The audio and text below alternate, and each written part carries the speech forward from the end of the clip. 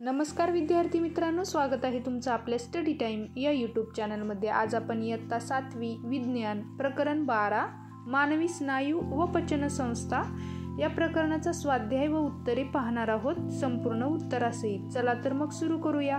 प्रश्न पहिला आहे, रिकाम्या जागी कंसातील योग्य शब्द लिहा। पहिली रिकामी जागा आहे पचनाची क्रिया जठर पासून सुरू होते।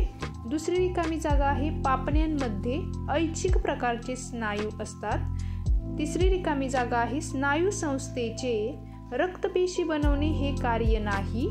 पुढची रिकामी जागा आहे हृदयाचे स्नायू हे हृदय स्नायू असतात। आणि शेवटची रिकामी जागा आहे बारीक झालेले अन्न पुढे ढकलणे हे ग्रासनलिकाचे कार्य आहे। आता दुसरं पाहूया, सांगा माझी जोडी कोणाशी। यामध्ये अ गट आणि ब गट दिलेला आहे। आपल्याला अ गटाची ब गटाशी जोडी कोणती ते लिहायचं आहे आणि ते तुम्हाला त्याचं व्यवस्थित सविस्तर उत्तर लिहून दिलेलं आहे, ते व्यवस्थित लिहून घ्या।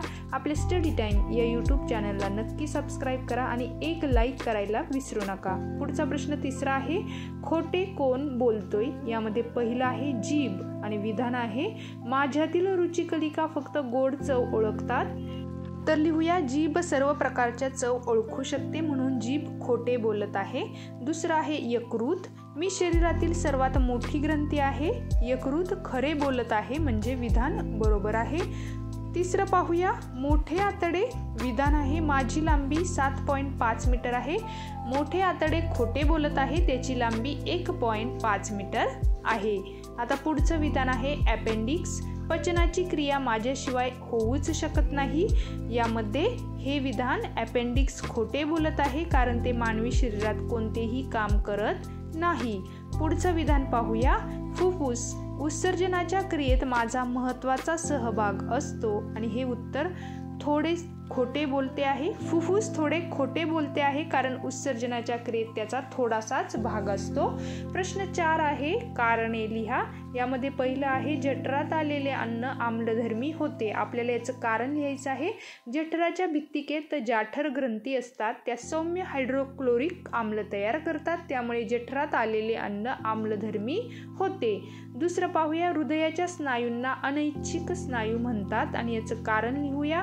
हृदयाचे स्नायू मृदू असतात, ते आपल्या इच्छेनुसार काम न करता त्याचे काम अविरत चालते म्हणून हृदयाच्या स्नायूंना अनैच्छिक स्नायू म्हणतात। तिसरं आहे मादक पदार्थाचे सेवन करू नये। उत्तर आहे कर्करोगासारख्या अनेक रोगांना ते आमंत्रण असते। मादक पदार्थामुळे शरीरातील अनेक इंद्रियांचे कार्य बिघडते। पुढचं आहे तुमच्या शरीरातील स्नायू मजबूत व कार्यप्रवण हवेत, कारण ते मजबूत कार्यप्रवण नसले तर शरीरात व्याधी व वेदना सुरू होतात म्हणून स्नायू मजबूत व कार्यप्रवण हवेत। प्रश्न 5 आहे, खालील प्रश्नांची उत्तरे लिहा। यामधील पहिला प्रश्न पाहूया, स्नायू मुख्यतः किती प्रकारचे असतात व कोणकोणते? आणि याचं उत्तर आहे स्नायू मुख्यतः 3 प्रकारचे असतात, अस्थि स्नायू किंवा ऐच्छिक स्नायू, हृदयाचे स्नायू आणि मृदू स्नायू किंवा अनैच्छिक स्नायू। आता पुढचा प्रश्न पाहूया, आम्लपित्त का होते, त्याचा शरीरावर काय परिणाम होतो? एच पायलोरी जीवाणूच्या संक्रमणामुळे पित्त होते, तसेच तणाव, तिखट व मसालेदार पदार्थाच्या सेवनामुळेही पित्त होते। परिणामी आम्लपित्त वाढले की डोके दुखते, उलट्या होतात। पुढचं पाहूया, दातांचे प्रमुख प्रकार कोणते आणि त्यांचे कार्य काय आहे? आणि याचं उत्तर आहे दातांचे प्रमुख 4 प्रकार आहेत, पटाशीचे दात, सुळे, उब दाढा आणि दाढा होय। यापैकी पटाशीच्या दातांनी तुकडा मोडता येतो किंवा एखादी वस्तू सोलता येते। भक्ष्याची शिकार करायला सुळ्यांचा उपयोग होतो आणि उपदाढा आणि दाढा यांचा उपयोग चावण्यासाठी होतो। प्रश्न 6 आहे, पचन संस्थेची आकृती काढून आकृतीतील भागांना योग्य नावे द्यायची आहे आणि आपण त्याची माहिती आपल्या शब्दात लिहायची आहे। या प्रश्नाचं उत्तरही तुम्हाला इथे व्यवस्थित लिहून दिलेलं आहे। अशा प्रकारे आपण इयत्ता 7वी विज्ञानचा स्वाध्याय पाहिला, प्रकरण 12। परत भेटू अशाच नवीन स्वाध्यायामध्ये। तोपर्यंत आपल्या स्टडी टाइम या यूट्यूब चॅनलला लाईक, शेअर आणि सबस्क्राईब नक्की करा आणि तुम्हाला कोणत्या विषयाचा, कोणत्या प्रकरणाचा स्वाध्याय हवा आहे हे आम्हाला कमेंट करून नक्की सांगा। परत भेटू अशाच नवीन व्हिडिओमध्ये। तोपर्यंत एक लाईक नक्की करा। धन्यवाद।